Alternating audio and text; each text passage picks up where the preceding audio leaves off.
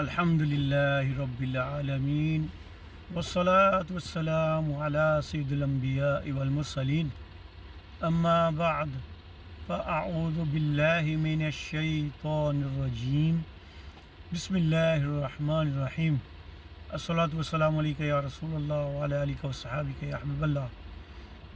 दुरूद पाक की फ़जीलत में फ़रमान मुस्तफ़ा सल्लल्लाहु तआला अलैहि वसल्लम है, जब जुमा रात का दिन आता है तो आसमानों से फरिश्ते उतरते हैं जिनके हाथ में सोने और चांदी के कागज़ और कलम होते हैं, और वो लिखते हैं कि कौन शब जुम्मा यानी जुमेरात की रात और जुम्मे की दरमियानी रात को कसरत से दूध पाक पढ़ता है।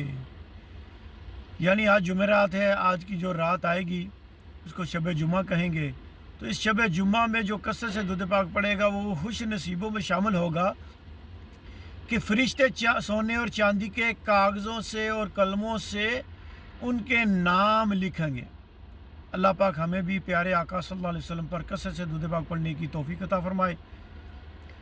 फैज़ान नमाज दर्स नंबर 2। इंशाल्लाह आज फ़र्ज़ नमाज के कुछ कुरानी आयात से इंशाअल्लाह इस्तिफ़ादा हासिल करेंगे कि पारा 18 सूरत मोमिनून की आयत नंबर 9, 10, 11 में इरशाद होता है, तर्जुमा कंजुल ईमान, और जो कोई अपनी नमाज़ों की निगहबानी करते हैं यही लोग वारिस हैं कि फिरदौस की मिरास पाएंगे और वो हमेशा रहेंगे। ये फिरदौस जन्नत का नाम है। नंबर 2, अल्लाह पाक ने कुरान करीम में जा बजा नमाज की ताकीद फरमाई है।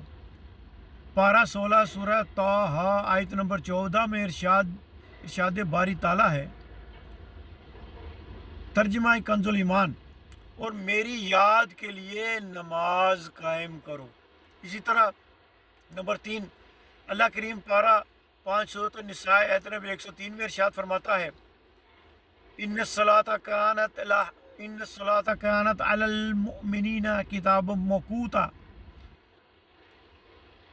तर्जुमा कंजुल ईमान, बेशक नमाज मुसलमानों पर वक्त बांधा हुआ फ़र्ज है। नंबर 4, अल्लाह पाक पारा 12 सूरह हूद आयत नंबर 114 में इरशाद फरमाता है, तर्जुमा कंजुल ईमान, और नमाज कायम रखो दिन के दोनों किनारों और कुछ रात के हिस्सों में, बेशक नेकियां बुराइयों को मिटा देती हैं। ये नसीहत है।